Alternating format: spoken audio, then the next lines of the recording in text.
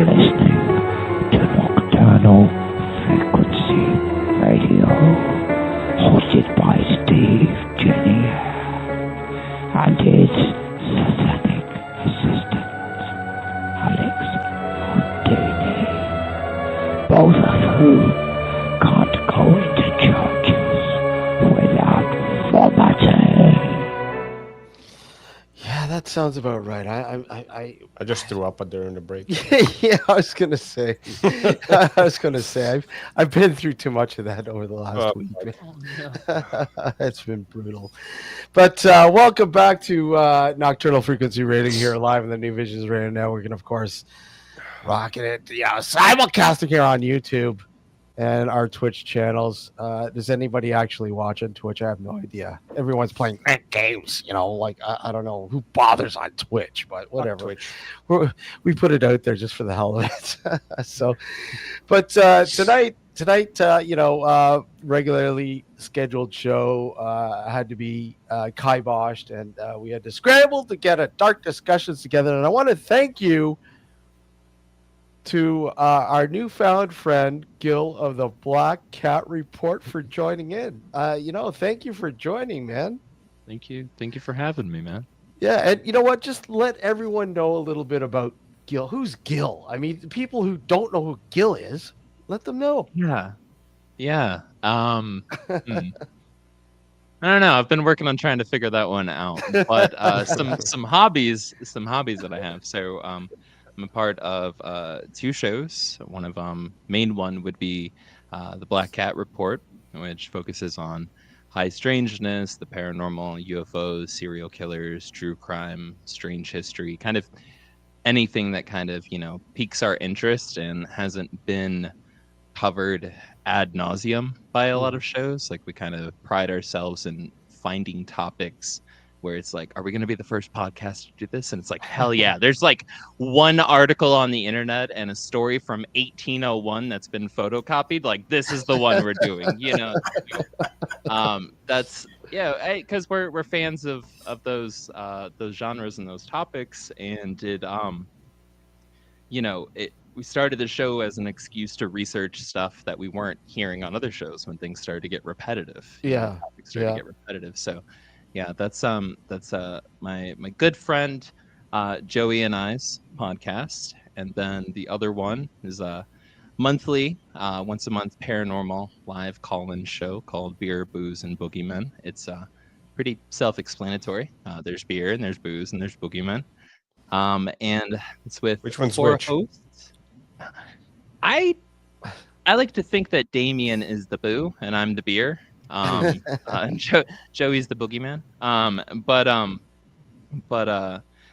that's that show was just started as an excuse for friends to come together and kind of bring back, at least emulate a little bit of that Art Bell magic. The open lines, the live call-ins, the last 2 hours of the old Coast to Coast, where it was just like, all right, the topic tonight is serial killer mother-in-laws. Call in and tell us about it. And, kind of bring that back, because folks don't really do that much with podcasts anymore, and people love it. And that I always say that if you're into paranormal content, there's like a 99% chance it's because you've had an experience. So there's a damn good chance that folks listening to that have a story to tell. So we just kind of bounce around and cover different subjects. I know this coming up Saturday will be, is this Saturday? Yeah, it'll be our 1 year anniversary. Nice. So yeah, and that'll just be a big old night of open lines and chaos. Yeah, that's me. Me in a nutshell. And I love cats. Yeah, that's the one thing we miss. We miss a dedicated line. We used to have a dedicated line for years, and some of the calls. I mean, you had your crank calls, of course. Yeah. But I mean, what's a show without crank calls? I mean, come on. Well, do I need to play the crank calls? One of the crank calls. You can if you want, by all means, if you want to. I know Richard's heard it, and he probably loves Richard's it. probably heard Gil, it. this is for you. Okay. I'm excited. Okay, I have recordings of Evil Angels going in my purse. unzipping it and everything, and snorting and growling and all. And I recorded tapes when I didn't understand. Now you all must Okay, when I didn't understand the strange things that was going on in my house, I basically went something like a talkie growled like a cartoon. It went, oh, and then there was some kitten like a Rosemary Baby. And then something solo and like, and all of that. And so I let my good friend, I called Mom, listen to it. She said, I don't watch pictures like that. And so I've been recording down through the years, various recordings. I accidentally recorded them walking along beside me, and they was breathing like that. One of the more notorious calls that we've. Yeah. I have no idea what the hell just happened, but I know something just happened. Apparently, her purse had a demon in it. Yeah, That she something to was that effect. complaining to her landlord that the heat was all screwed up, and for some odd reason it was being fidgeted by some demon in her purse, and it sounded like what she was saying. It sounded like, oh yeah, that's yeah. Even in your purse with your heating just sounds like you're broke and you're worried about your bill. That's kind of what more or less. Yeah, more or less. Yeah. The demon is my wallet. Yeah. Exactly. That's fantastic. But yeah, dedicated lines are great. Yeah. So yeah, it's and I mean, how you guys use? What do you guys use for your dedicated line? Just Google Voice. Google Voice. Unfortunately, we can't use it here. North of the border, we can't use it. It sucks. Sucks. Even really? Yeah. Damn. Yeah. It's so That's, stupid. But whatever. It's messed up. I know. I mean, I'll accept the privilege. I'm happy to be able to use it. Technically, you probably use Discord. Well, yeah, you probably could use Discord. Yeah. Who knows how to use Discord though? I know it's messed up. Yeah. I feel like there's like the folks that really know how to use it and love it, and then there's the other 99% of the population that's like, I don't even know how to log into. Where to go? Where do I go to Discord? How do where do we go? I don't know. Discord. Yeah. And of course, Richard, thank you, sir, for joining us this evening as well. Thank you for asking me. And like I told you, he'd have his trademark Pepsi with him. Yep. Yeah, you did say it. You did call it. I did call it. I did. So what's new and exciting, Richard? Working like a madman. Working on another new book. It's all theory, so I won't get into it here and now because I don't want to hurt your brain. Your brain's already hurting, Richard. Don't hurt it more.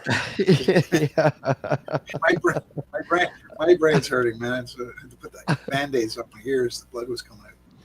What is it? Is this your longest book? What? Why is it hurting? Theory.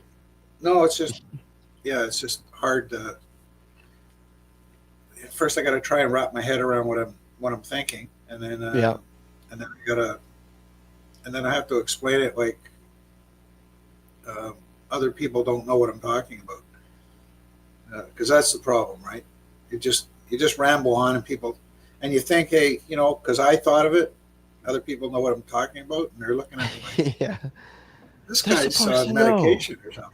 Why do I need to take the time to tell people? Yeah, that's I think one of the hardest part. Though. I mean, obviously in your own head, you know what the fuck you're saying. Right? Exactly. But yeah. And then to other people, like when you're trying to explain to them, they're looking at you like you're some fucking alien, right? You have to try to. The hardest part, I think, is trying to word it like an alien. Yeah, word it in a way that the general population understands what you're trying to say. That's the hard part.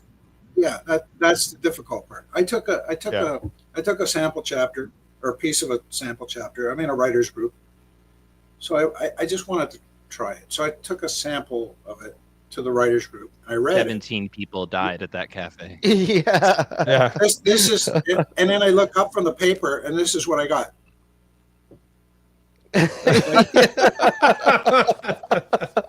So everybody followed along? No. I have no idea what you're talking about. Okay. So, so it's good to bounce it off other people because then you can see there's definitely a problem with this. Were you trying to explain your quantum theories again? Yeah, something like that. Something like that. But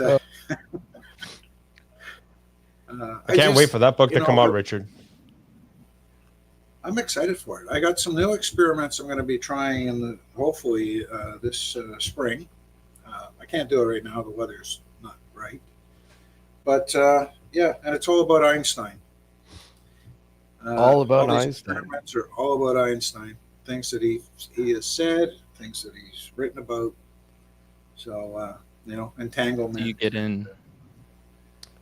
Am I getting a signed Do you copy? get in? Yeah, sure. I'll exchange it. You give me a T-shirt, I'll give you a copy. No problem. It's done. All right, done. Do you get in at all into Einstein's secretary? Have I been into her? No. I'm married, so Okay. take it easy. 10 out of 10 would recommend, but if you read and watch her interview, she said some wild shit about Einstein having contact with UFOs. Just throwing that out there. Really? Like on his deathbed and like confessions, and yeah, I think it's gonna be a future episode for us at some point. But she went like all out with like before she died, being like, yes, he had contact and he da da da da da and this and that, and the government took him and showed him this, which blah blah blah, and like it's a thing. But it was his I forget her name, but she was like his secretary for like 40 years or 40 or 50. It was like his main, you know. And so if anybody was going to know, like was going to be his confidant, it would be her. And why the hell would she need to do that deathbed confession, you know? But well, realistically, if you think about if the government had something like that, he would be the guy to show. I mean, who else? Literally Einstein. Yeah. She chased. So, I I mean, mean, put anybody on the case. I mean, it sounds reasonable, doesn't it? Yeah. But I don't know. The timing the whole UFO works thing out. is, You know. yeah. Well, the whole UFO thing is, it's a bloody mess. And you know what? It's more complicated than the book I'm working on, because you've got the false information and all the lies and the cover-ups, and then the new agenda, and so You're trying to sort referring through to all the this stuff. what are you referring to? What part of it's messed up? Well, if you go back 30 years, right? Yeah. If you were a government somebody, right, in the military, or a pilot, or a general, or somebody, and you were a whistleblower or trying to tell somebody about what you'd seen regarding classified information regarding UFOs, UAPs now, you tend to fall off a bridge, or your car blew up or something happened. But if you look at it today, and if you're a pilot or a commander on a nuclear-powered aircraft carrier, and you dealt with something with a UAP, all of a sudden you're a celebrity and you're doing 100 TV shows. Okay. And nobody thinks about the ramifications, or all the security non-disclosure documents that these people had to sign. Mm-hmm. Nobody brings them up. No, because I think it's two different aircraft carrier strike groups had videos of UFO encounters, just made it to the newspapers. Nobody asked questions. How does that happen? So there's a whole agenda there that doesn't make sense. You know what I mean? They'll discuss it, just not in front of They'll discuss it, but just behind closed doors. I get on UFO Twitter, and I'm gonna have to disagree real hard, because people tear into that constantly. Yeah. Like the actual the diehards in the UFO community. I mean, the UFO community is great for just like eating its young alive, like just vicious cannibalism within the community. But yeah, getting into and digging digging into those nitty-gritty details, like, well, you said that you're an S67, but actually S67Bs are the only ones allowed to do that. You know, and it's just like they get really hard into it. I don't think to push back respectfully, I would say that as a whole, all modern media, like news media, has gotten horribly weak, entertainment driven, and has no integrity. I don't even care if that comes to just explaining the weather this weekend.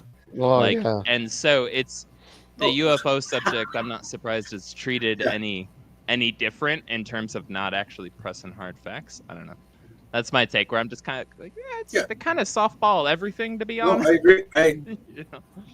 I agree with you 100%. Yeah, it's the media is entertainment now. It's right. It's it's 24/7. It's and it's most of it's just nonsense.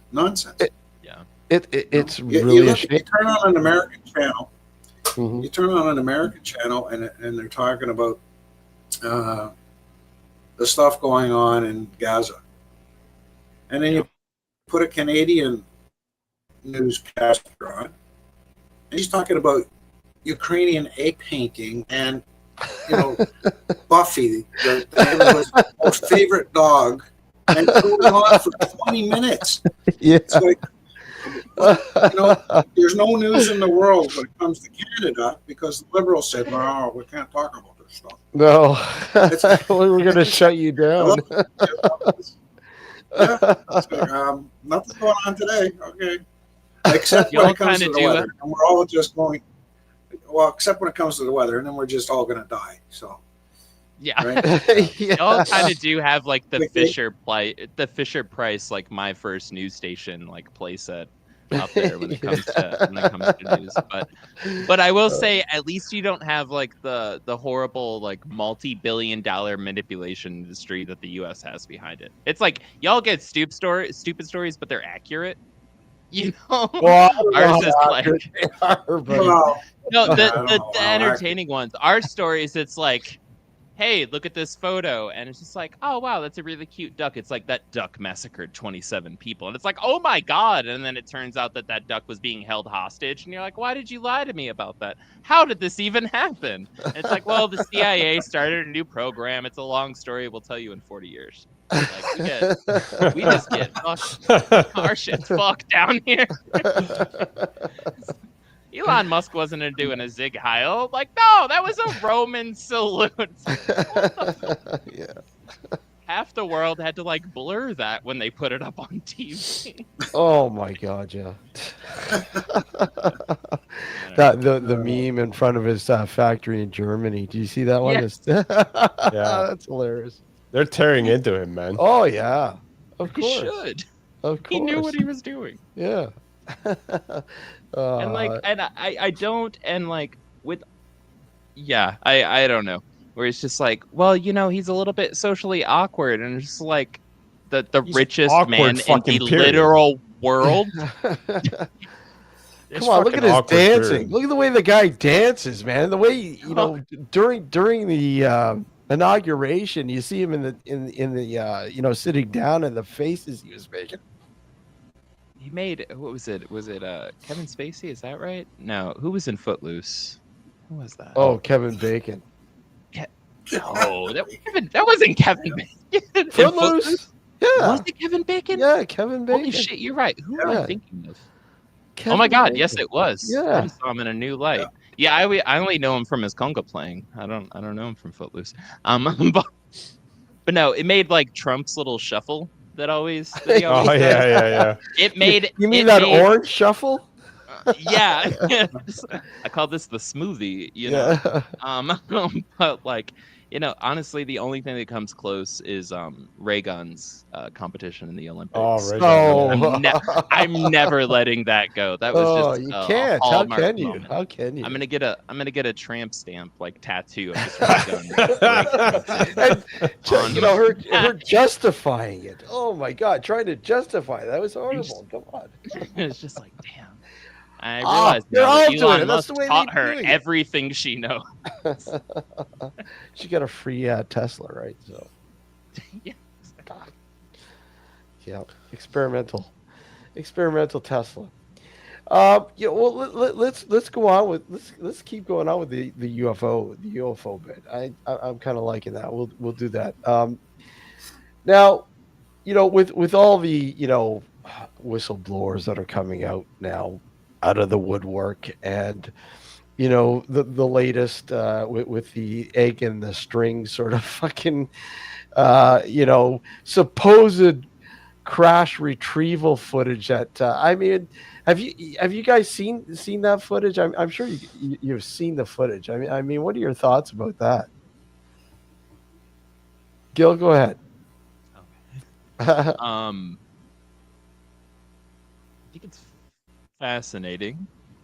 I mean, let me put it this way: if good, solid video proof was the linchpin of whether or not I followed the topic, I would have never been into UFOs to begin with. Like, yeah. I'm just saying, like, I'm gonna throw that out. If that was my standard for keeping up the belief, I would have never cared about UFOs to begin with. So the egg video was not. I will say it's the clearest UFO footage I've ever seen. Right, I'll 100% say that. Awkward as hell, but then again, I don't know how to design a UFO, so maybe that's a good shade for him, right? I'll say like something that stood out to me with that, and I was actually, I don't know if y'all caught, and I don't want to mess up his name. I literally have it pulled up. I was listening to it just before we all got together and got on air. But yeah, Jake Barber, was the whistleblower. Yeah. I was watching the full uncut extended interview just came out 2 days ago. It's like 2.5 hours long. I would highly recommend it if you're a UFO dweeb. But the shape of the craft, right? That has such a deep history in folklore, right? Like. So if you play it ahead a little bit, I feel like they like drop it on the ground like it's like a wet egg that they're trying to catch in a spoon or something. Like, yeah, like this egg-shaped craft, right? So if you go back to, for instance, like Jacques Vallée's, here we go. Yeah. So Trinity, right? Yeah. Recent book a couple of years ago by Jacques Vallée. The craft that Jose Padilla and Remy, can't remember Remy's last name. Anyways, Jose and Remy, the two little boys who encounter UFO before Roswell, 1945, right? That's when they encountered the UFO. They described an avocado-shaped craft. Yeah. That is an avocado-shaped craft. Yeah. Yeah. Like to the fucking T. That is an avocado-shaped craft. And then you get into, say, for instance, like the RAF Bentwaters, right? Mm-hmm. So you get into Rendlesham. Also, avocado-shaped craft. Yeah. Trying to think. I want to say that what was the one that happened in Pennsylvania? It's just a lot of the more credible kind of well-documented, if you can say it in the UFO community, validated, right? Or at least Vallée-dated. Let me put it that way. Jacques Vallée-dated, right? A lot of the more validated UFO cases actually involve craft that look exactly like that. And so it is an egg. It does look goofy. 100%. I'll 100% say that.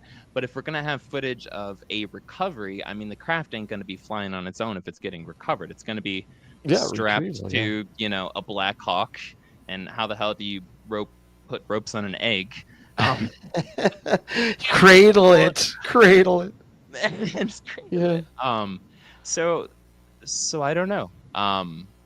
It's a trip, man. It's a total trip, and what Baker's claiming, especially in the director's cut interview, which I'm gonna have to listen to a good 3 or 4 times. It gets wild, man. It gets it's crazy. I mean, Richard, what are your thoughts? Have you seen the footage? I have not. No, I haven't. Just that little clip you showed me there. I'm like, yeah, I don't know. You know, I think there's an agenda being pushed. Seems to be being pushed by particular people in the down south, Yeah. and I think you know, a lot of the stuff you can fake it, right? If it Yeah. pushes that agenda, fake it, right? So I don't know what the agenda is. I really don't. But a lot of this stuff just doesn't make sense. You know, But I mean, what do you? Okay, you've so got you're saying whistleblowers. you don't understand what the agenda is, but why do you think they're pushing this sort of direction with this? You know, to sort of, you know, give you supposed leaks and you know, whistleblowing. Distraction. Well, yeah, distraction, of That's course, basically but what it is. a distraction from what do you think exactly from, That's Richard? the $1 million question. Well, I Yeah. don't think it's a distraction. I don't think it's a distraction. I think maybe they're building maybe they're going to have a false flag situation where, you know, just the timing. All these guys are coming out saying, yeah, you know, I'm a pilot. I work for the strike group, the carrier group, whatever. This is the footage we got. You know, I'm an instant celebrity. I'm on, you know, now I'm on Ancient Aliens, and I'm on this show, and I'm on this show, and I'm on, you know, and there's no security around it at all. The government doesn't seem to care. It seems to say, here's the data, go out and be plentiful with it. Yeah. At the same time, right? I mean, what, 4 years ago, Trump started the Space Force. So it just seems that all these things coincide together, like we're building up to something. But Push what? to get I don't know. push to get them on Mars. What? No, it's not to get them on Mars. I think they're going to have a false flag, maybe an attack on a city, and they're going to say it's the aliens. And now all of a sudden, there's a new tax, and we've got to build this huge amount of technological army to Wait a go second. fight The tax would be another here in Canada, right? Because I don't know fictitious. if they'd be taxed in the U.S. Right?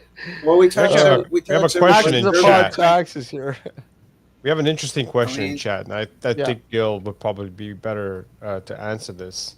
Yeah. How do y'all feel about Antarctica supposedly being a secret underground government facility where humans and aliens work together? I've been reading up on UFO sightings from over there. Pretty crazy. Those damn Russians.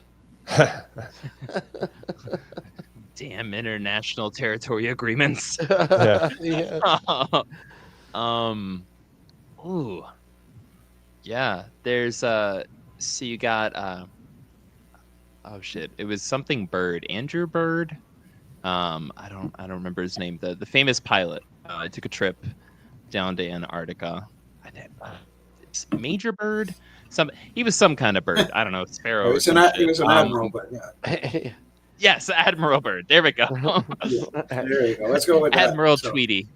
Yeah. But yeah, so he came back from a sanctioned, issued trip to Antarctica, and this was, I want to say, post World War II, somewhere around there, and had a 40, yeah, 47, I think it was, or 48. Can't remember. Yeah, it was like within that, yeah.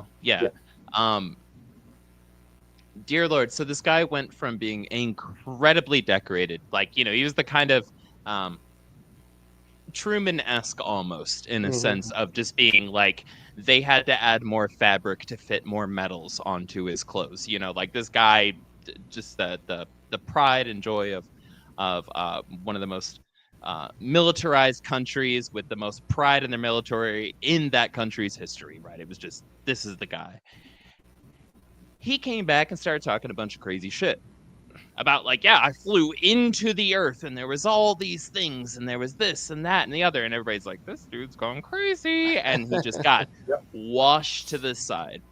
So that to me, when it comes to the secret Antarctica alien bases and stuff, if you're going to be researching into it, I'm not telling you how to feel on it. I'm just saying that's going to be kind of where the origins start up, because that was kind of the bump in legitimacy around all of this. My feeling is, I think he went cuckoo bananas. I think he totally went off the rails. I don't think that a secret base in Antarctica is all that practical. I think regardless of what people put on Google Maps and things like that, everybody that I've ever seen, so like even for instance, I watched an interview with Mr. Beast, right, the influencer and stuff. He went to Antarctica. You know, like everybody that I know, like there's two trains of thought around the conspiracy. It's like it's almost impossible to go, and then there's the folks that actually go, and they're like, yeah, it was super easy. They have an airport, and it's ice and it's crazy landing, but you get there and you can go anywhere, and they don't really care. And it's like, so there's this like you can't go, and that's why it's happening. And then there's the people that have gone that are normal folks, and they're like, yeah, it's just a lot of ice, dude. I don't know what the hell to tell you. Don't the Danes or Denmark, don't they have a vault there? Do they not? They have some sort of vault that they built there that houses. I think that's the Arctic, not the Antarctic. Oh, is it the Arctic? Is it the Arctic? Okay, so the Arctic, not the Antarctic. Okay. Yeah, it's a seed vault. Yeah. Seed vault has one of each. Yeah. Okay. Yeah. So when the world ends and there's no transportation and there's no way to get around, just go up to the Arctic and get the seeds. Start planting everything again. But the upside to that, Richard, is that the ice by that point will be all melted. You can plant the seeds there. Yeah. See, that's what I think Trump's trying to do with taking Greenland, is like he's always into real estate development. He knows climate change is real. As somebody who lives in Western North Carolina who got hit by a hurricane a few months ago, in the mountains. Yeah. I'm just gonna go ahead and say it's real. Like not to say there weren't other signs, but if you're looking at Greenland and you're like, this place sucks right now. Trump is coming in from a real estate standpoint. And he's like, that's going to be tropical beachfront property in about 50 years. We need to get that. That is the next Florida right there. Mar-a-Lago too. Exactly. You'll be dead by then. Well, yeah. That's what Barron, his super evil-looking son. No, I know. Does he not? What the fuck happened to that? What the? He looks like a robot. Looks like Nosferatu with Botox. Yeah. He gets up and he's. Anyone pan down below the belt to see if something was going on there to give him that face? No. No? All right. Just making sure. Oh. 18 lifeless bodies that are drained to They're not going to cover that on Canadian news. Oh. Well, no. Scandalous. No. Too much censorship. Y'all caught that the thing with Zuckerberg when he like very clearly like looked at, I think it was Jeff Bezos's wife's chest. Oh yeah. It was so obvious, and like what I bring this up because it was funny. It started trending on Google almost immediately, and like a bunch of different betting apps where they were like, people are now betting they're like, Zuckerberg's getting a divorce in 2025. It was like, it was bad, dude. He was just like, stares. Are you talking about Bezos' ex-wife or his current fiance? I think his fiance, or his girlfriend, whatever. The lady that was with him, that okay, there with, but it was like, bro, it was bad. Draw a line, right? Yeah, it was the next day. It was just so hilarious to see like all the people like taking out bets on like him getting a divorce. Oh, Zuckerberg, you're almost human. Yeah, almost. Almost. Yeah, I want to it's be amazing. a real boy. Real boy. It's amazing how these guys, they fast. Well, I don't want to say fast track, but you look at them now, and they all know that they have to get in the good book. So they start. I mean, Facebook with getting rid of the fact check. Oh, we got to get rid of that because Trump doesn't want that in there, and making everything's. appealing. So, well, we don't need to be shut down because we have that, this, and then you look at one of the biggest, security, I guess, leaks, if you will, if you want. I mean, you look at TikTok, right? I mean, people using TikTok. I mean, they're so worried about the things getting leaked out to the wrong hands. Trump doesn't seem to be worried about that. Yeah. But like, correct me if I'm wrong, but wasn't he the one who initiated the ban on TikTok before Yes, the end of his last yes. presidency? Yes. Thank you. Yeah. So I mean, because it was a meme I saw today on Yeah. Facebook, was funny, where you see Trump giving himself a medal, and the caption was to that extent, saying, you give yourself a medal for extending the ban or whatever, not getting banned for another or whatever, after you initiated it to begin with. Yeah. But here's the funny thing, and to rebel against all of that, a lot of people in the U.S. are now going to Red Note, which is actually owned by the Chinese government. Yeah. Right? It's hilarious. it's a great middle finger. Yeah, exactly. It's like saying "fuck you," take that. Yeah. The amount of have y'all seen the news or just the splash coming from around that, but the amount, so for like the first time ever, Americans like en masse are communicating with the Chinese population en masse, and it's just like everyday folks talking to each other, and like the results of that stuff happening, it has been hilarious. Like Chinese folks are messaging and just being like, oh yeah, we think that the CCP is pushing out these myths that you guys have to like pay for ambulances or healthcare or da da da da da, and Americans are just like, actually that's true, yeah, that's enough to put us in debt, crippling debt for the rest of our life. Chinese folks are like, oh my god, that's terrible. People going to the grocery store and they're just like, oh, I just made a friend that's in China and it's so cool, and they're taking videos of their day while they're shopping, and I'm doing the same, and Americans are looking at the prices and actually converting it, and they're like, that's like half the price of what we pay here. Yeah, Wait, you guys have health? Wait a second, what? It's been funny. I feel like a lot of interesting lies are being unfolded. It's their entertainment. Watching it. It's their entertainment, right? They don't watch TV. Why watch TV? Let's watch Just Americans just struggle through day-to-day life. Oh man, it's incredible, incredible. So Richard, what experiments are you kind of masterminding these days? Yeah. So I'm going to try and conduct a couple experiments regarding an entanglement. Can I be the guinea pig?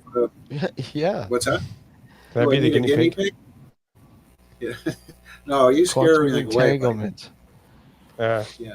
Damn. So yeah, I'm gonna sit on that one, and I'm gonna talk about it after to see what the results are. I don't want to give it away because damn well anybody listening, there's going to be at least two people who are going to go, oh, we can go do this, and they're going to go buck it up, and then they're going to go, that stuff doesn't work. And come on, we'll see it on TikTok. Posting this on Red Note right now. Red Note. So yeah. So we'll So give me a few months, and then we'll come back and talk about it. I'll tell you what the results are. Well, if it works. Let me ask you this. Yeah.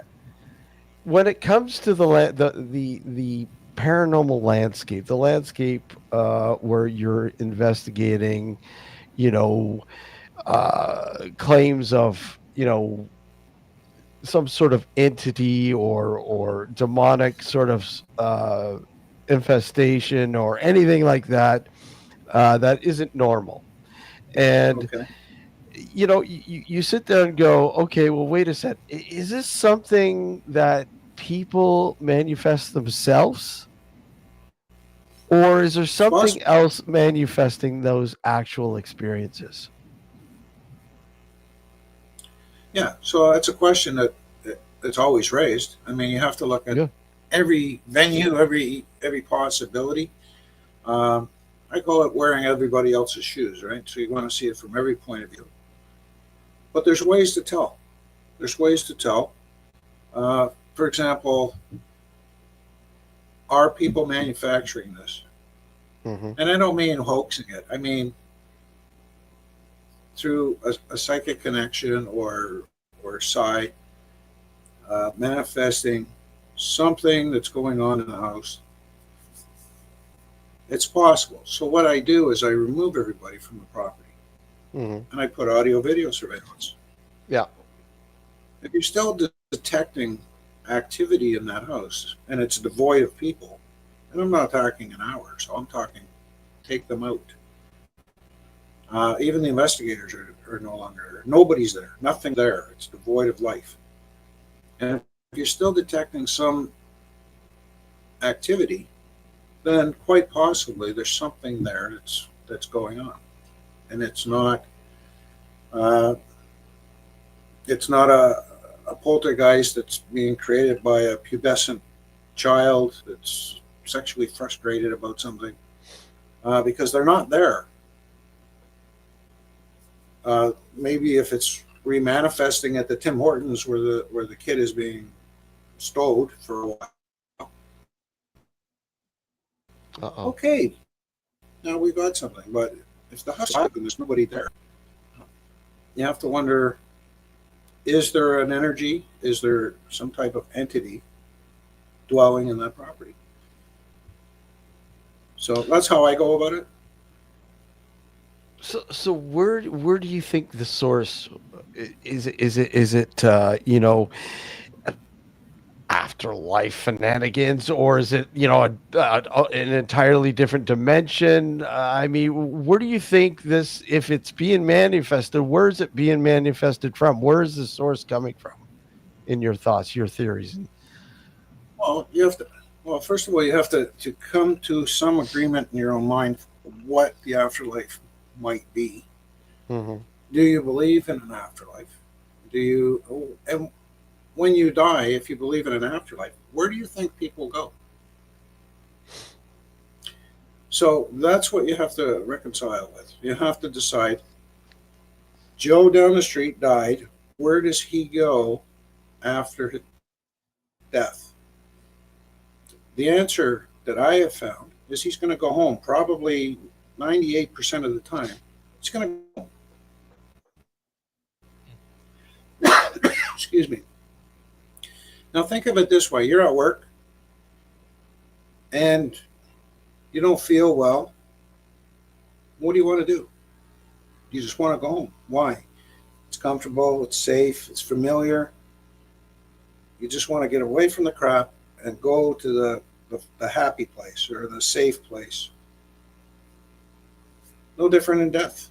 You die in an accident, or you die at the hospital, or whatever happens. You just want to go home, and that's where you're going to go. Yeah, but what happens is it if the the government puts a lien on your helm and you lose it? Then what? No, I'm just kidding. Doesn't apply to the Sorry. spirit realm. Yeah, but no, sorry, Richard. Go ahead. So it's but it's not. It may not be the home that he's currently living in.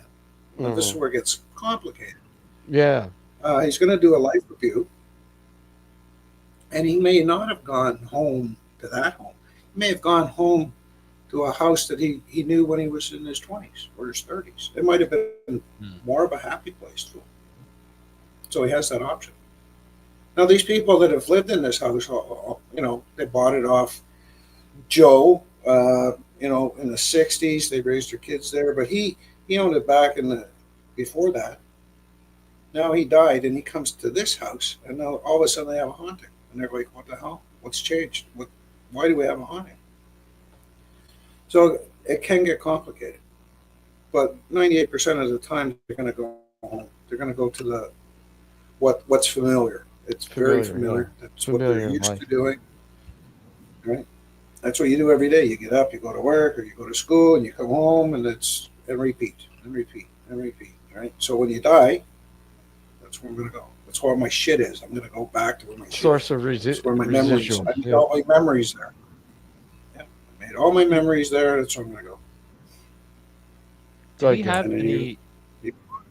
Yeah, I'm biting at the bit. Yeah, over go here. for it. I'm sorry. Yeah, what do you No. Honest to God question here. Do we have many examples of these like midstream, I guess, kind of like hauntings where, say, because I love everything that you just said. I'm just kind of, trying to apply these blocks to life into scenarios and stuff that I'm aware of, where, say, family's been living in the home for 10 years, right? And Craig Wilson, who lives 700 miles away, dies at 83 years old, and then all of a sudden that family that's been in this house back in Podunk, Ohio, all of a sudden it's like, oh my God, Craig Wilson's here. Like he like pops up and starts haunting, even though he died 800 miles away. So you're kind of talking about, home might not be the literal last place they were at. Might be the No, it could most be comfortable. anywhere along the line.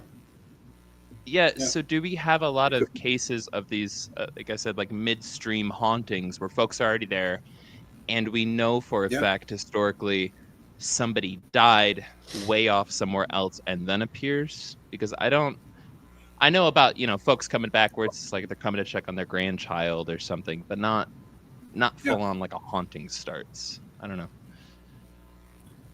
Yeah, there are cases, but mostly anecdotal. And it's because nobody's asking the question, right? How many investigators know that ask this question? There's not. Never heard anybody. I can count them on one hand. Yeah. And if you don't ask the question, you're not getting the data. And if you don't get the data, you don't have a clue. You just assume, oh, it's just another ghost. It's just another haunted house. It's just, and it drives me crazy, because if you want to be an investigator, start asking the hard questions. I'll give you a great story. Hold on, Richard. Candy What's that? just had a question there. But how do they get back home if they don't have a body to get there with? It's energy. It's energy. do the TSA a lot and then easier. we're getting back to yeah. right. So, well, it's energy first of all, and second of all, you're it's almost and this is where I'm getting into entanglements, right? Because you have that connection already in memory. So when you're going through your life review, you remember the house. Well, if you remember the house and you've lived there, you geographically understand where it is. Mm. And because you don't have a physical body, you think about it and you're there. This is why investigators will say, "Oh, we were at a haunted place, and then we went home, and holy crap, something followed me home." Do you think they jumped in the back of your car and rode to your house? No. Yeah. They made a connection with you, and wherever you are, that's where they're going. So they come to your house and they see what you're doing, and they tell you, "You're messing around with me, I'm going to mess around with you." Now, somebody might say, "Yeah, I don't know about that," because maybe they did attach, to you and ride in your car. Yeah. But it doesn't explain when you have 4 different or 5 different investigators, all leave a haunted place, get in 5 different cars and go in wildly different directions, and then all report a visitor at the same time. Yeah. How many are riding cars and they made a connection and they're connected to you. So wherever you happen to geographically be, they can be there. Yeah, and quantum entanglement doesn't care about time and space. No, exactly. Well, I go on the premise of entanglement. There's another guy. Yeah. Trying to remember his name. He did a book. Hold on a second. I'm just gonna grab it here.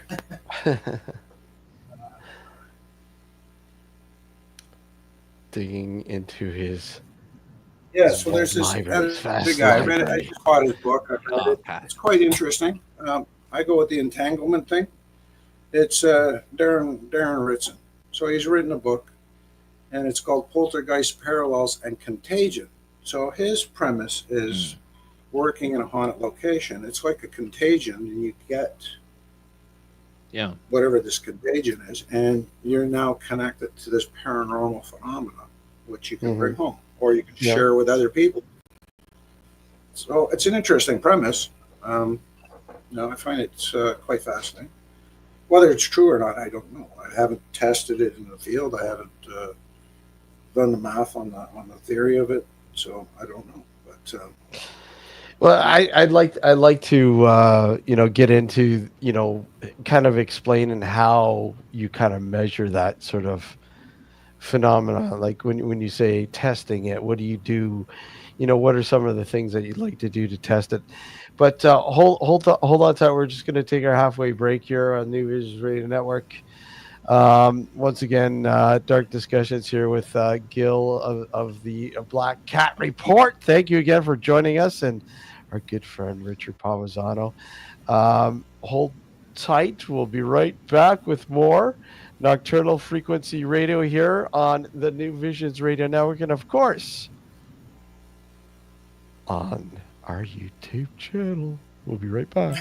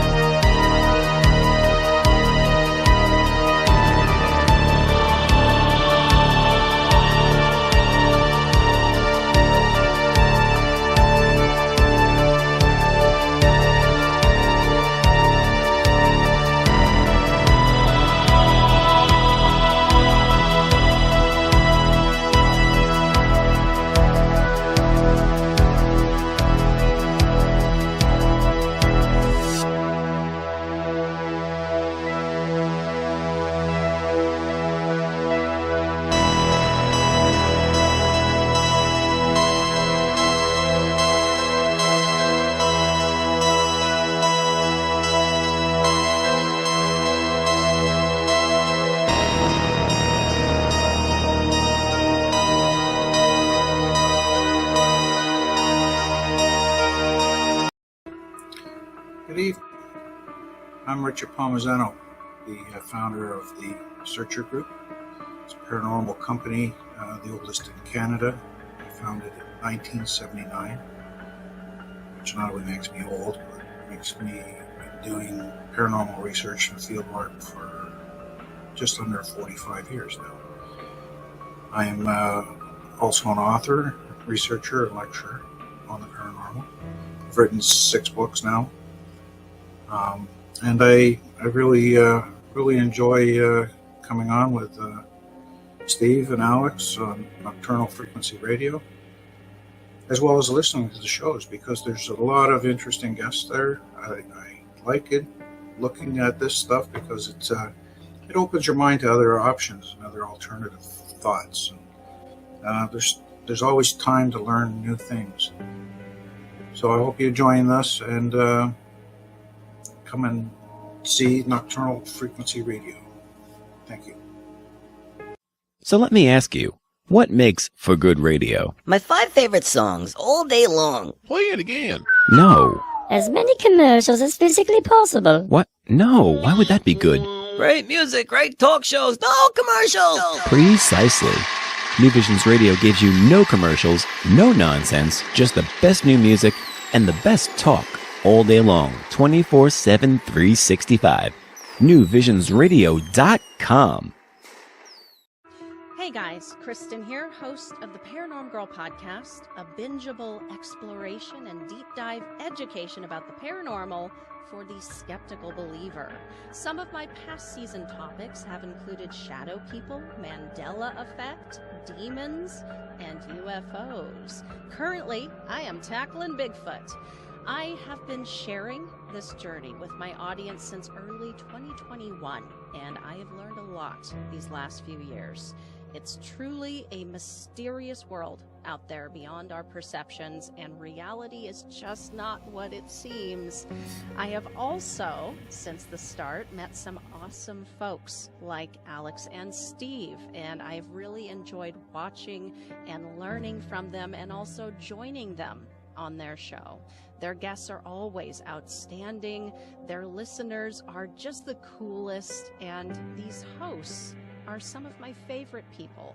I recommend their show to anyone looking for an intelligent and fun conversation about the paranormal amongst friends. So join me on my investigation, join Steve and Alex on theirs, and enjoy. Now back to the show. You are watching Nocturnal Frequency Radio. That you are. Welcome back. New Visions Radio Network, and of course here on YouTube and Twitch. Yeah, we're gonna have to update that, Richard. What's that? You're on what, book 10 now? Well, yeah. So it's going to be a great book. You're going to love it. It's a tell-all book. I'm not. So is it book 10? Am I right here? Book 10? Book 9. It'll be book 9. Oh, book 9. Yeah, I gotta. Yeah. So I'm writing them faster than I can find publishing houses. So it's. But I do have. I have a new one coming out in end of August, which is the manual, paranormal manual. So. Yeah. But this one you're gonna love. It's gonna be a tell-all. It's I cover some of the stuff I can't afford, the new equipment, the new tech. Some of the new tech we're waiting on. They're just not there yet, but they're maybe a year or two they're going to catch up, and I think this is going to be fascinating. But there's technology I'd love to use. I just can't afford it. There's Fluke's come out with a new camera. I don't know if you've seen this, where it can photograph. It can photograph sound. Oh. Whoa. Yeah. So what does it use? It must use frequency then. How does it? Yeah, how does it photograph it? Like. Yeah, so it gives you an image on the screen. You have a LED screen, and it'll give you the image where the sound wave is and what the frequency's at. And wow. And it's used for industry. So you're looking for leaks and stuff in engineering and components like that. So, but it'll tell you where that sound is, and it'll photograph it, and it gives you the image, and it'll tell you what the frequency is. It's fascinating. But it starts that at is fascinating. 43,000 US. Go figure, right? Go figure. I think we need to start a Patreon, Richard. Yeah. So the thing is, you can go buy one. It may not work. It might not, right? It's just like, okay, I got a picture of some noise, a sound wave, and I don't know what the hell it is. So, it's a crapshoot. A very expensive one. So, do I have one in my kit? No. That's a Temu order right there. That's a Temu order. Yeah, I get the Temu version. Yeah, the Temu version. Yeah. The only thing it photographs is farts. That's what I always say, right? Give it 2 years and you'll buy it at the dollar store because the Chinese. Oh, there's an app on iPhone for like $2. Yeah. Same thing. But and you think that's expensive, but no, that's not the expensive one. There's another camera I have my eye on. It's quite nice, and it takes 20,000 photographs per minute. Wow! Just the storage unit alone is $12,000. The whole camera and the storage facility, you're looking at over $100,000 for this camera. So I don't have that in my kit either. No, but I would love to play with it, right? Because these things, spirits. So you should put it out there. You should put it out there to the manufacturer and say, "Hey, look can I test this camera out for you?" Yeah. Well, I'd like to, but yeah.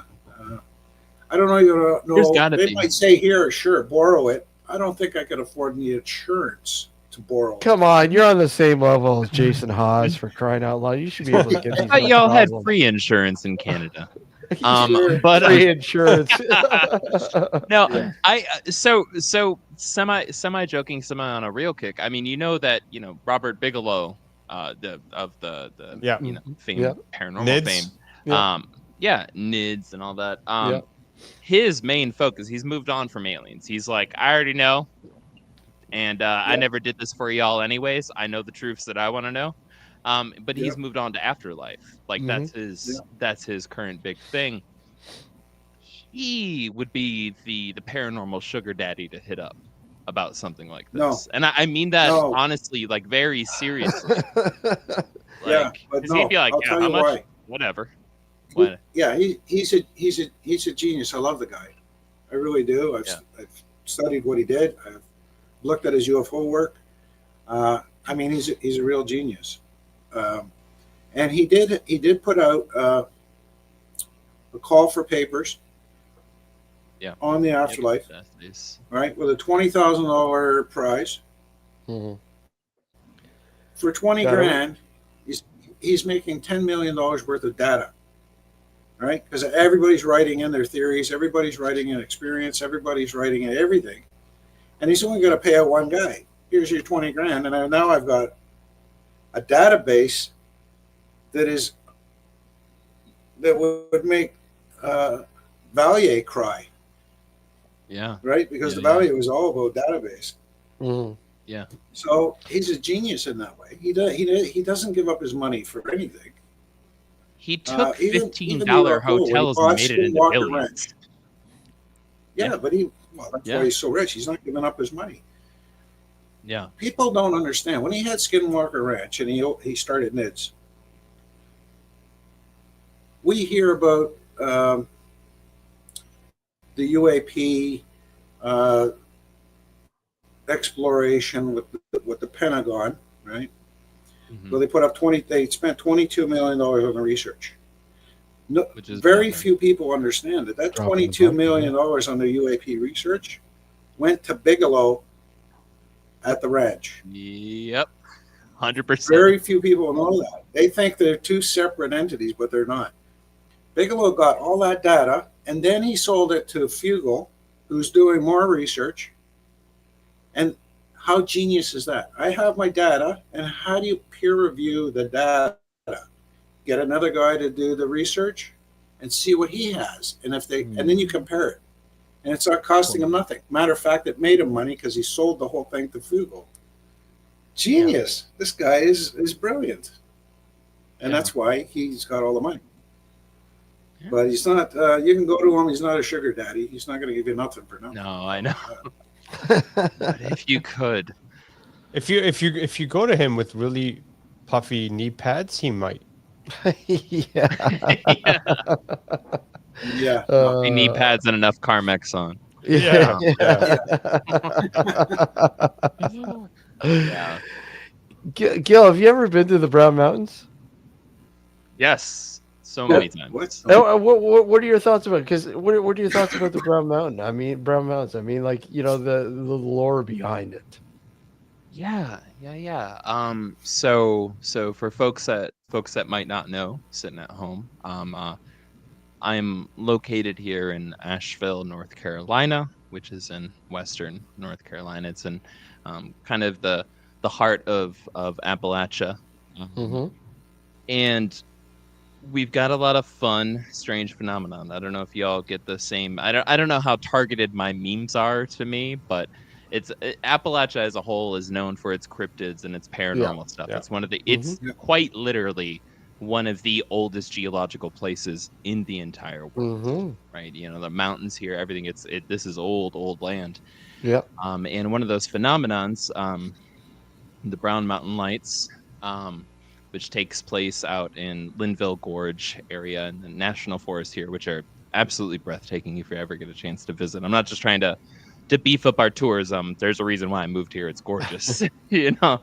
But so you have the Linville Gorge area, and more specifically, the Brown Mountain Lights, which are these massive orbs, right? Depending on sizes. Some say that they're, you know, beach ball. Some say that they're the size of an SUV. It's kind of like trying to get a good measurement out of drone sightings in New Jersey. It's kind of hard to gauge, you know. But and these lights have such a long, fascinating history. And I'll tell you, as a it's been about three or 4 years in a row now. That's the thing that I force all my friends and family to do on my birthday every year in May is I force everybody to go camping with me out to Wise Man's View, at the Linville Gorge to look for the Brown Mountain Lights. I don't think we've ever seen them. Oh, okay. But with that said, I view these phenomenon in the same way that I do hauntings, where it's just whether they're a residual haunting or, you know, whatever kind of specter event. Where it's always funny to me when people kind of dismiss things, whether it's like ghost hunters, investigators, whatever, you know, they go there and they're like, we spent 2 nights, we didn't see anything. And it's just like, but the main story that they're going off of is some like 78-year-old like innkeeper who's been there 24 hours a day. And he's like, in 1976, I saw a lady in a red dress one time. And they're like, yep, we went there one night, didn't see shit, nothing's going. It's just like, that's not fair. You know, look at the numbers for the witnesses. Brown Mountain Lights are fascinating, and I'll say as a whole, and this kind of crosses over into UFO UAP territory. North Carolina specifically, North Carolina as a whole, has a weird phenomenon with bright orbs. The UAP is going, if you look up UFOs, and this goes for current reports and just take it back decades and look, especially in the Outer Banks region of North Carolina. So that's over on the coast. It's orange and red orbs appearing like everywhere over here. And I don't know if that's due to high quartz deposits or some sort of mineral type thing, but I do know there's been a lot of fun stories and a lot of fun cases with, say, universities, which locally here in Western North Carolina, or University of North Carolina, but the western branch of it, for the longest time, I don't know if it's still going on, but I know it went into the 2000s, they would send students every single year to Wise Man's View to try to document the Brown Mountain Lights, because it was so common and so well known here. And they've never been able to capture anything, but they have had multiple experiences, which is hilarious.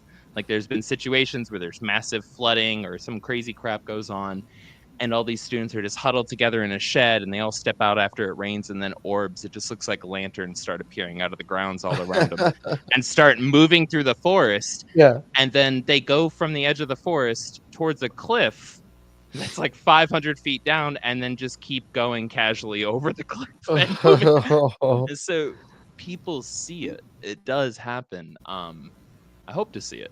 All I saw was a triangle UFO, which is not the same. It's not as good. Yeah, we hear up here we do have the Those orange triangles orb. are passe.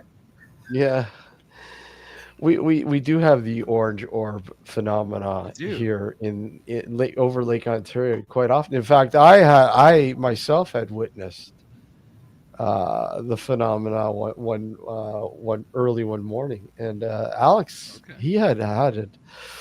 Same kind of well, I don't want to say encounter, but experience with spotting them. And usually I drive shit like that away. Yeah. Intriguing. You know, I always say I should start a business. You want to get rid of your haunting, just call me. Yeah. I'll get rid of it. All I have to do is come live there for like a week. The ghost deterrent. Gone. Yeah. Richard, can you validate that? Yeah, I can validate. Yeah, I think we're going to call him Smudgy. Smudgy. Instead of Yeah, Alex, his name is Smudgy. Listen, Smudgy. Bring in Smudgy. Get rid Smudgy of all the those. ghost deterrent. Crude sage. Just pungent sage. I fart sage. Fart sage. Just so you know. Oh, yeah. Yeah. They're already That dead. was You need your house cleared. Call Smudgy. Yeah. That was not an Italian restaurant. I just sharded. That's right. Oh yeah, it's awesome. Yeah.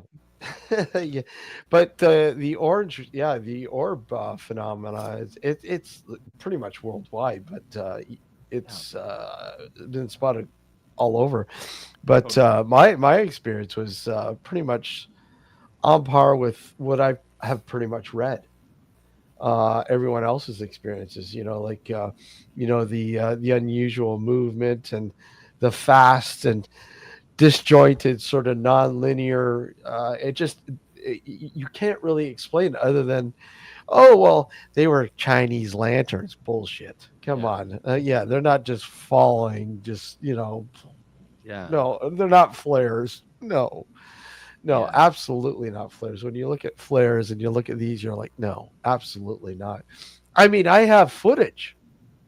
Yeah. But unfortunately, my footage is taken from a 2004, I think, 2004 flip phone camera.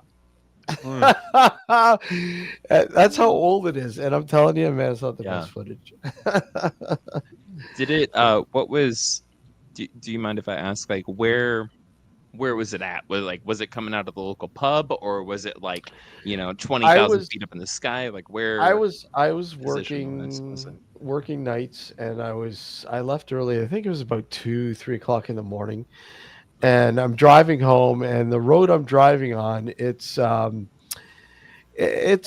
suburban. It's the one side, no development on, and on my my left is it literally goes down to the lake. Although you don't see the transition because of all the housing that was there and everything else. But what I had spotted in the sky, I had seen some rather weird lights. I'm like, what the hell? I thought, okay, at first I'm like, those street lights in the distance? No, they're too high in the sky. What's going on? And then the movement didn't make sense. So I got to pull over at the next intersection and just turn around and facing these things. And I sat there in the car and watching these things, and they're just like going all over the place, just zigzagging and just kind of lowering and then going back up. And then there was 3 of them. And then one of them dropped out of sight. And then there was 2 of them kind of like just fooling around. It was kind of playful. And kind it's of like bunnies playing tag. Yeah, the speeds were just incredible. And I go, okay, I got to get my phone out. So I get my phone out, and I'm filming this thing. And in between two, and like the footage, it's hilarious because all you hear are my hazards going tick tick tick tick tick, right?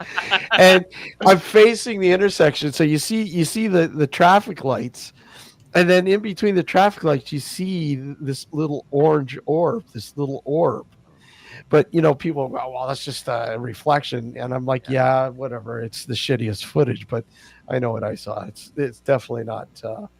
That, but I go, you know what? I'm going to get home, get a proper camcorder at the time, and I'm going to film this stuff. And by the time I got home, it was too late. Yeah. So, but a friend of mine, he was on his way to work and had spotted these as well. He went further and he called the military air base close by and asked if they were, pulling out any exercises in the area, whatever else. It's not like they're going to tell him, but no, we don't. What are have the any Americans doing? Yeah, exactly. What are they doing?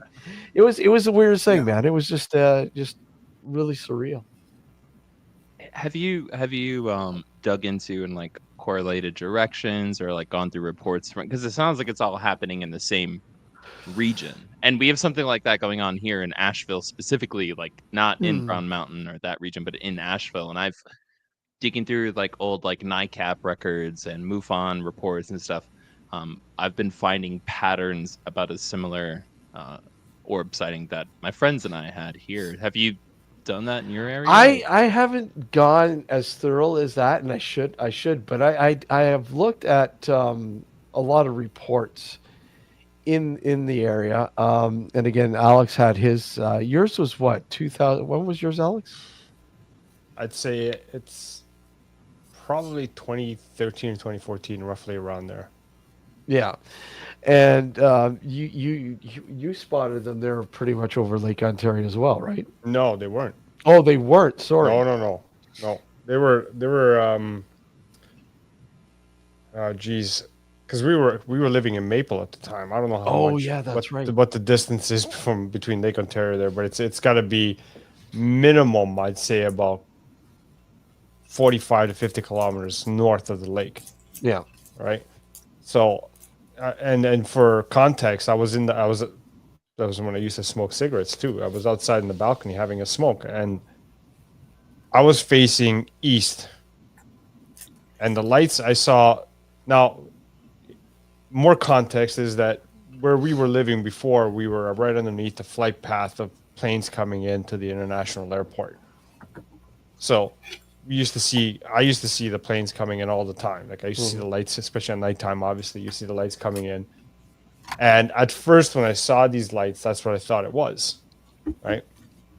But then when I kept looking, I'm like, okay, well, wait a minute. There's like two lights almost side by side, and a third straggler further behind. And I'm like, oh, if this is an airplane, why? Like, if these are airplanes, why are there like two side by side and then one further back? And they were like orangey color. Usually the lights are not orange on the plane; they're white, right, or as close to white as possible, right? So I'm looking at these things, and my wife was with me, and I'm like, I pointed out to her, I'm like, hey, look. And as they get closer to us, the third straggler decides to speed up and catch up to the other two. And the airport is to the west of us, so they would have had to continue to go straight if these were planes, but they didn't. As soon as they got to roughly above us, they veered north and went north, obviously, which is not where the airport was. The airport was where they were going initially, in the direction they were going, westward. But they just decided to go north, and I didn't hear any noise. I would hear the noise of the planes when they flew by because they were low enough in their trajectory to go to the airport that you could hear the engines clearly. I heard nothing. This was completely silent, and they just veered north and just kept going. That's it. So I had no idea what the fuck it was. I tried to take a video of it too, and it came out like shit because there's too much light pollution in the area. Yeah. Right. So it wasn't going to come out very good either. Right. Not to mention the cameras were shit back then. Yeah, that too. That goes without saying. But regardless, I mean, because of the light pollution, because of where I lived, it wouldn't have come out good even if I had a really good camera. right? That's the problem, right? So I mean, it was one of those things. It was the weirdest scenario. Yeah. Taking photos or taking video at night is BS to begin with. Again, like going back to the New Jersey drone sightings. Everybody was seeing them, and even professional camera crews everywhere were like, we can't get a clear shot of anything, which was incredibly validating, I feel like, for the UFO community, where it's like, oh, you've been making fun of us for years, have you? And it's just like, all right, we have a drone 25 feet above the ground, the size of an SUV, and we can't get a clear video of it at night. It's like, you want to make fun of our blurry video? How's that $20,000 camera treating you? It's so hard to do. We had it seemed to happen at night for some fucking reason. Well, yeah. A co-host, my co-host from Black Cat Report, Joey, and I, along with former co-host Betsabe and some good friends of ours, including one who just got back from serving in the Air Force in the Middle East, where 90% of what they do with unmanned aerial vehicles, they are just not allowed to discuss even with their wife, right? They just got back from active duty 2 weeks prior to this, right? Doing the super fun, super deep, dark crap, right? In the government. It was, I remember it was New Year's Eve 2020. It was the end of 2020, which we all remember as a fantastic year, right? And it was 65 degrees here. It was unseasonably warm, which seems to be seasonable at this point in time. And we were all in the backyard, social distancing, celebrating New Year's. And I step off the porch to smoke a cigarette, and it was about 6 o'clock in the afternoon. The sun was still out. Right, we had all the person who just got back from serving had just made us all drinks. We were all just literally taking our first sips. I step off the porch to smoke a cigarette while everybody's up on it. I look up in the western sky, and if you held a BB, right, at arm's length, and blocked out as part of the sky, it was about that big, way. It was like a Trump hail or I'm going for a Elon Musk kind of wave at that angle, right? Up in the sky. It was pretty high up. Blood red dot just appears, like perfectly in the sky, in a completely clear sky. Like it was a stoplight red, just turns on, and it that high up in the sky. That's like massive, right? Yeah. And I'm sitting there, and I remember that the phenomenon had just came out by James Fox, and friend Betsabe was talking to another friend about, like, you have to see it. It's about UFOs and da-da-da-da-da. And I just yell out, what the F is that? Everybody turns around on the porch and looks up, goes and walks and looks. And for about a minute and a half, we just stared at this red light, like pulsating. It was just solid, just solid on, not moving. It wasn't dropping. It wasn't moving. It was just on. And we were like, what the fuck? And we all just kind of were captivated by it. Again, this is evening. It's complete daylight outside. Yeah. It goes out. Everybody starts to walk away and go sit down. I'm still smoking. I relight my cigarette at that point. I'm like, wow, that was crazy. Da-da-da. Turns back on. Everybody comes back over on the porch. We all stared at it again for 2 or 3 minutes. And it goes off. And I remember asking the person who just got back from the Middle East, I was like, no, you can't tell me a lot. Do you have anything like that you've been using? And he's like, I have literally no clue what that is. And I was like, thumbs up on that one. Yeah. Wow. It was huge. And it was just like, I don't know. It was like God treated us like a cat with a laser pointer for a minute. Yeah, that's probably what it was. Let's toy with them. Watch what they do when I do this. Humans are so inquisitive.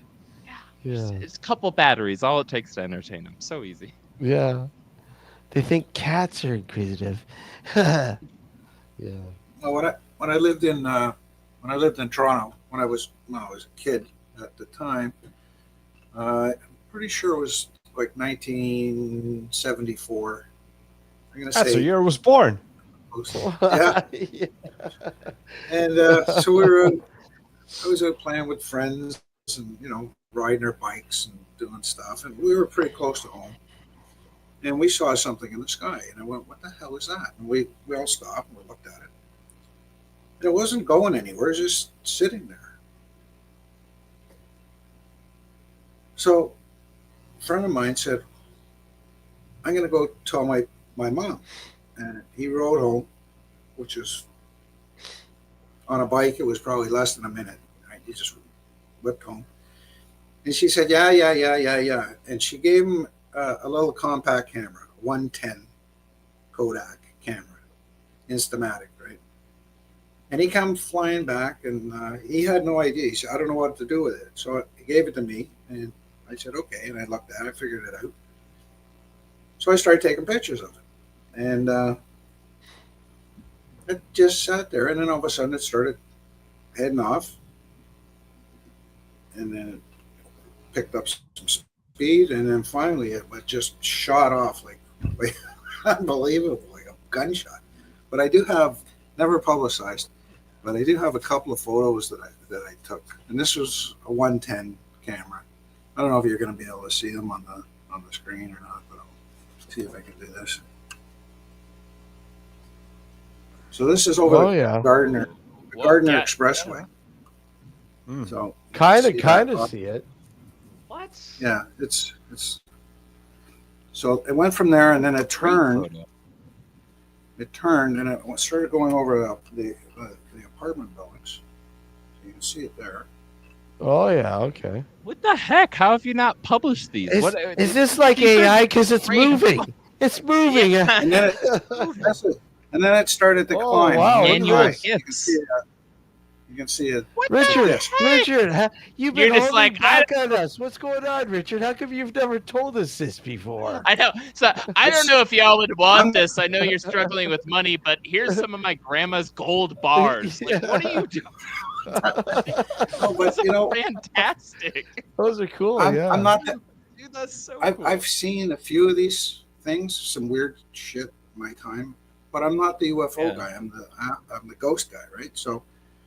I mean, we saw one when I was like really young. Yeah, but who cares? Those are like a gold mine, Richard.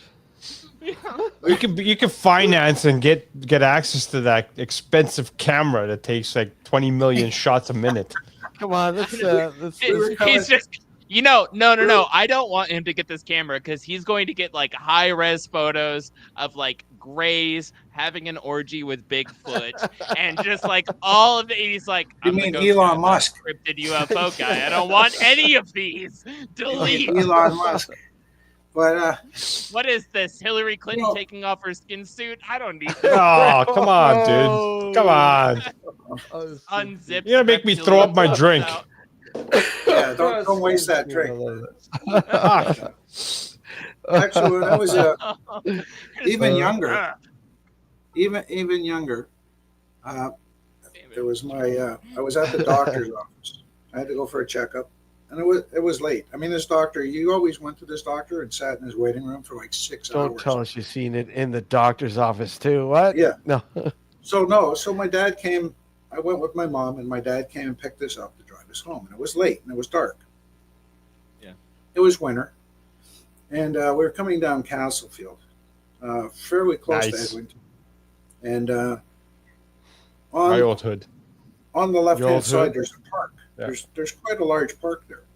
And we were driving by.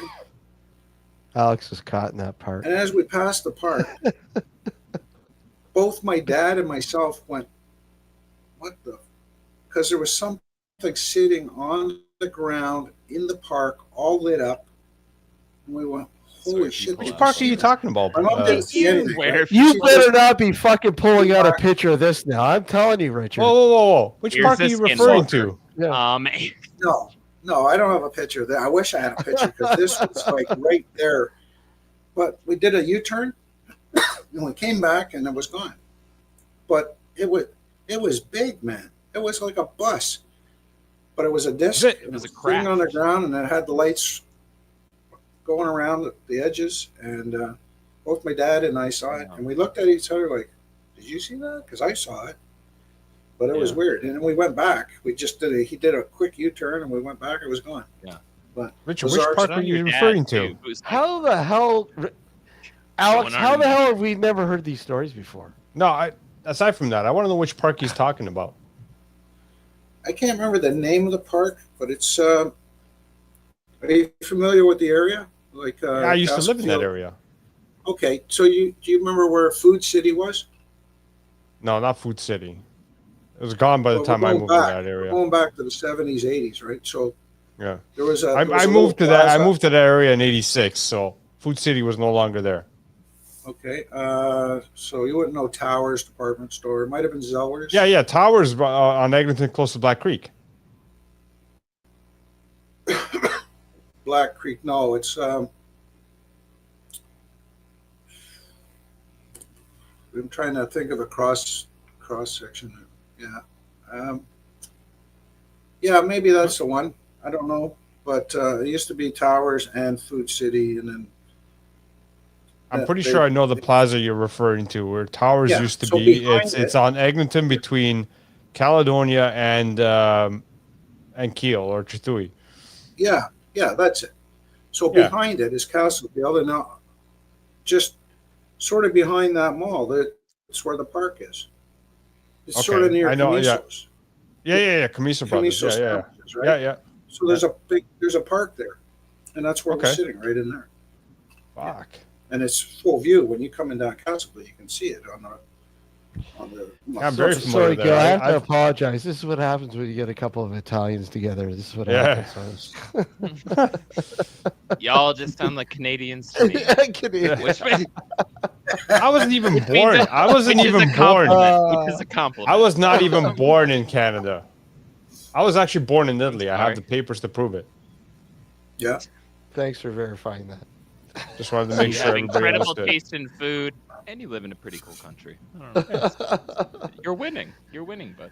So why would you move from a Mediterranean? Why would you move from that climate to Canada? I don't know. I'm not. I had no choice in the matter. I was 8. You could have fought harder. Where he moved to originally. Oh yeah, is worse than where he is now. Yeah. I lived Manitoba. Manitoba is like think of brain freeze after having a freezie. or just think of Minnesota. Yeah. Because we're pretty much literally north of we're north of Minnesota. Yeah. Manitoba's north of Minnesota. Yeah. Nobody. Minnesota shouldn't be north of Minnesota. Like it's just it's horrible, my friend. It's miserable. Yeah. Flat. Sorry, I don't trust your parents' decisions. I mean, no disrespect, but I'm just saying. Yeah. No. Hey. Thinking back on it, hindsight's 20/20, Gil. It's true. Damn that picture! Again. Look. Yeah. I forgot. Here's the Jersey Devil signing an autograph. Richard, have you had those pictures looked up by somebody who is in the know? No, they've been in my drawer since well, come to think of it, since I stole my friend's mother's camera. Oh. So what? You didn't officially take those photos? No wonder he stopped talking right now. Like I knew it. He's probably watching the show. He's going to want the photos now and the camera. I don't have the camera. That was like 40 years ago. Shit. But you have to reimburse them. Those are incredible, man. Dude, those are great. You're like, here's it holding up its government ID. It's just like running down the list. You have great, you got the perspective of like the skyscrapers of the apartment complexes in the background in one of those photos. That's you want government? You would make a good whistleblower. Did you want? God, you get the footage. There's some government ID there. Yeah, it says Elon Musk. Yeah, I was just gonna say Elon from South Africa. That's why I did it. I know some he's watching the apartheid show. emeralds fell out. Hold on. No, that's why I did it, because I know he's watching the show. I'm gonna get a call now. Oh yeah, that's right. That's right. Elon Musk watches our show. Yeah, we're that popular. It's just like sponsored by Tesla. Yeah, yeah. Hang on, we got to go to commercial now. A Tesla commercial's coming up. Hold on. Quick, man. This is the $1 billion one. Yeah. How the heck, Richard, man? Those you're so nonchalant with those photos. Well, Steve, what else do you have? You would be surprised how much stuff I have that I've never published. Photographs, Photographs, not so much, not so much publishing them, but having somebody in the know, like at least looking at them, kind of giving you, I don't know, validation, validation, answers, whatever. I saw it with my own eyes. I saw it with my friends saw it with their own eyes. You sure it wasn't a floater in your eye or something? Maybe a floater? I don't know, because a floater in my eye wouldn't translate to a film. But my friends saw it. I saw it. We got photos of it. How much more validation do I need? What? I don't need okay, so what kind of movement? What kind of movement? What kind of movement were you experiencing? Like went from just sitting, it's just like it was parked up there. Just sat for, had to be 4. So minutes. When you say park stationary, kind of what was it? Do you think it was like scoping? Was it like analyzing? Like, what do you think? How would I know? I don't know what it was doing, but it was just but it just sat there. Surmise. The great surmiser. Come on. You speculate, sure. Speculate, yeah. I don't know. Those photos are incredible. That expressway wasn't even built. It was just a dugout, right? There was no. So was it us coming from the future we used to go down there and throw rocks at each other. You have not one but 3 photos. And then 3 photos. You have 3 photos, Richard. How the hell? Yeah. Any lucky person would have 1 photo, but you have 3. Quit. You have 3. Hang on. Was that around the Don Mills area? No, Eglinton. Oh, okay. Yeah, well, Don Mills is not too far from there. Yeah. Did you just say Eglinton? Oh, we were. Eglinton, yeah. I was with 3 of my friends, and we were not the only people seeing this. I mean, there's a whole community. People were standing in their yards looking at this thing. Like, what the hell is this? I mean, I was young. I wasn't going around collecting names. There's the possibility that there might be more than 3 photos of this? There might be a report on it. I don't know. Wow. Hold on. I think Gil's biting at the lip there. Yeah. It's like he's got something on his mind there. Yeah. Clinton UFO incident? Why, you heard about it? Come on, spit it out. Spit it out. You said 1974, right? Yeah. 74. I'm pretty sure it was 74. I mean, I'm going back love a and long respect. ways. I want to talk to you off air, sir. Yeah, with all love and respect. I think that's tied to a much larger case. Oh, cool. I think you're holding on to low-key smoking gun information right now, bud.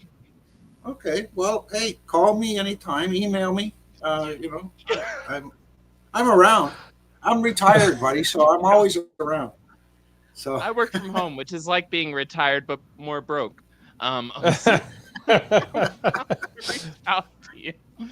Steve, Gil, Steve can give you all of Richard's information. Yeah.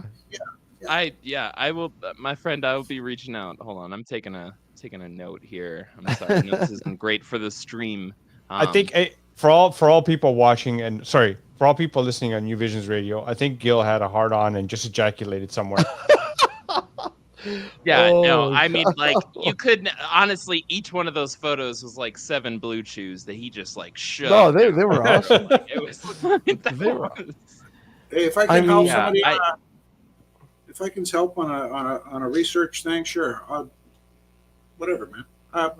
Get a hold of me. See what we can talk about. like the key words that are, you know, kind of getting rung, right? The bells that are being rung when you were saying all that. I was like, what the you know, that's I'm fairly certain. I don't know. Eglinton's not like a. Let me just say it's not a common name. Let me put it that way. No, You know what I'm saying? Yeah. Like I can't think. Hey, of I used to many. live on Eglinton Avenue, man.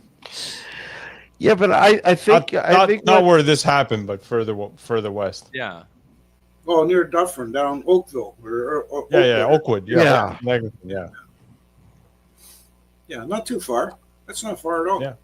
I'm just trying to. What year is it again? 1974. So I'm pretty sure it was 74. I was still a sperm in my daddy's sack at that time, Yeah. or So just There's recently Air Force released. Base. There's by what? Eglinton? No. An Air Force Base nearby? Is there an Air Force Base nearby? Yeah, Sorry. not too far. It's Downsview. Oh, Downsview. Yeah. Yeah. Yeah, Downsview. I Air forgot Base. about Downsview Yeah. being one. Where's that? No, I'm not. 74. I guess it was still called an air base, right? Now it's all Canada Forces Yeah. Base. Yeah, because Trudeau changed all that. The Canadian Trump Forces Base. yeah. Yeah, that's right. Yeah. Yeah. Yeah, I'm not. It's not coming up. I'm not getting it. I'm not seeing any. I'm gonna. Yeah, I don't know. I've got a ton UFO of stuff. Facebook would be a spot. I got I've been doing this so long. I got a ton of stuff that people would just freak if they saw what I have, and photographs and video. And, Obviously, Gil is already freaking out here. Richard, I already sent you a birthday card for this year. I'm like, I want to be your friend.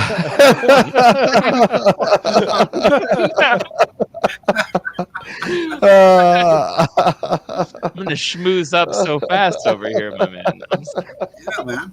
All right. Well, you know, Like clearly, you've had some incredible experiences. Oh, if you're yeah. casually dropping something like that. Yeah, you Because don't know the half of if it. that was me, I'd be like, "This is the only thing I got." Look, like I would just be running through 5,000 shows Gil, with that. you gotta buy some of Richard's books. the thing I is, will. you know, these photographs are amazing to me. They are, Yeah. but they don't compare to some of the ghost photographs I have. They just don't. I don't know. they- Those are pretty pale. solid written. No, but they pale in comparison. I mean, if some of the stuff, I have a picture of a spirit that I haven't published. It's never been published. It hasn't been seen outside of my team because I don't have a venue for it. But you could pick this girl out of a police line, and I even have her name. So, I've seen some of your stuff, Richard. I've seen some of Yeah. I've seen some of the videos that Richard has allowed me to see, going back years ago at Scott's place. Well, you know which place, obviously, I'm talking about, Richard. Some of the videos that Richard has taken and shown me were pretty intense. But If you're ever feeling down and you need a hype man, hit me up. Anything you tell me, I'm gonna be like, I wish you lived down the street. Richard Street, foam man. finger in the background. Yeah. So it's fantastic, man. That's so cool. Yeah. Yeah, I just amazed at how much you downplay those photos. I'm sorry, Richard. Those photos are great. They are. So I got to ask this a very important question. Yeah. Gil, are you happy you came on the show? I am elated.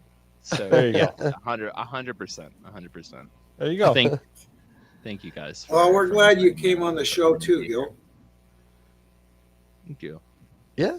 For real. It's been a blast. Other than potentially major smoking gun UFO revelation photos that just got released in the fucking 11th hour of the series. Wait till the last minute. Well, I Just didn't throw even think of it until you guys started talking about experiences with UFOs, and I went, "Wait a minute, I think I got something here." And that's why I was rummaging around in my drawer here, because I thought, we couldn't have planned we couldn't have planned a build up better than that, because it was just like, man, I had this like 2-megapixel phone.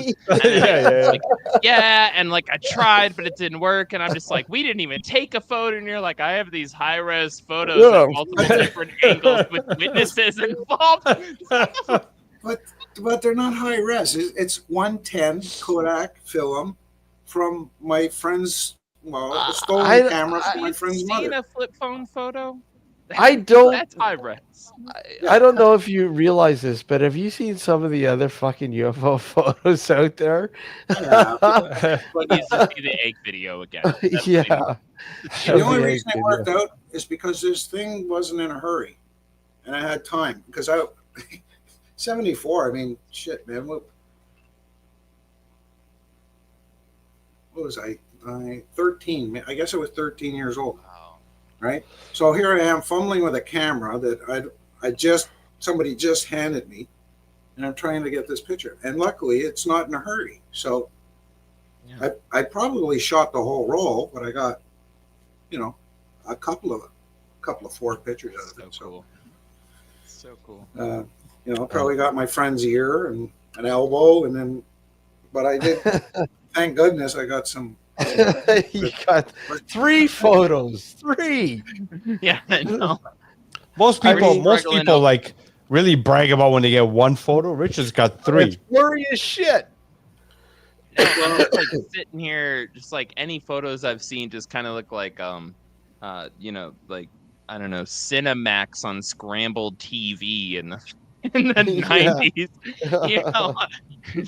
Well, that's how we used to watch the blues movies, right? With all the squiggles. Yeah. You just couldn't see it, right? Just scrambled. Honestly, that was just paranormal research training. That's what I'm gonna say. Yeah. I was not watching Spice TV. I was training for Bigfoot footage. That's what I was doing. But honestly, I was just blessed. Because I've always, I don't know if it's good or bad, but I've always been in the right place at the right time. I don't know if the right time is the proper words. It could be the wrong time, but I've always been somewhere where something's crazy is happening. Even not even that long ago. I mean, 2015, I think it was, when I was working for Ontario Lottery. For gaming, for slots, and I had to check the truck. The driver came out. We locked up the transport truck with the games. It was dusk, and I'm writing the serial number down on the back of the truck, and he's locked the lock. And all of a sudden, the back of the truck lights up, like somebody turned a fucking spotlight on us. But it was sort of a diffused, like a yellowish color.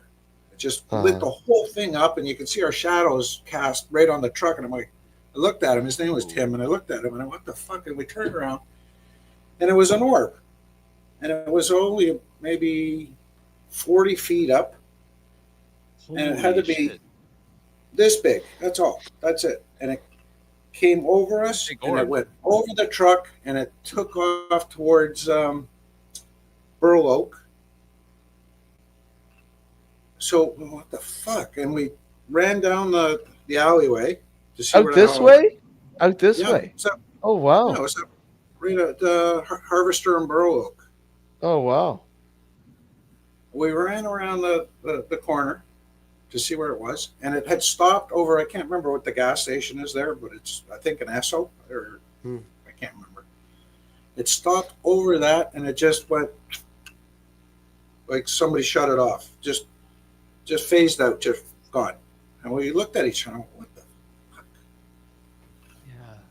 Like, I can't make a heads or tails of what the hell we're seeing, right? But it's...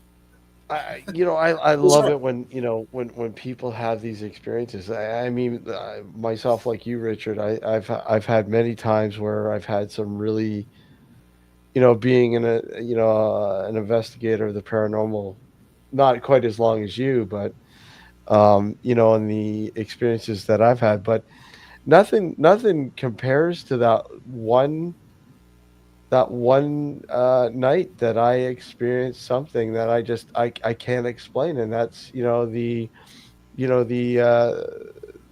whatever the hell it was on the bridge. On the bridge, yeah. I to this day it baffles my mind whatever the hell that was. Yeah. And to think that I wasn't the only person that saw that. It's just incredible. And if only I had been able to take photos Yeah. of this thing, but unfortunately I couldn't. Yeah. And you have to think about it, right? Do you want to? Do I want to? It wasn't the first thought in my head because I'm like, okay, it's just it's just a coyote or something like that. That's what it is. And then when things escalate to the point where you're like, okay, Yeah. wait a sec, that's not a coyote, no way. Yeah. And are you gonna? I'm not, and again, we're talking about taking photos at night with a cell phone. It wouldn't do any justice anyways. It really wouldn't. No, but the other thing is, are you going to piss it off? It's leaving you alone. Well, now that you're going to piss it off, and then what? It was a standoff. Okay, who's going to move first? Who's going to make the first move? You can make the first move. Exactly. But you don't want a camera flash to this thing might think a camera flash, muzzle flash.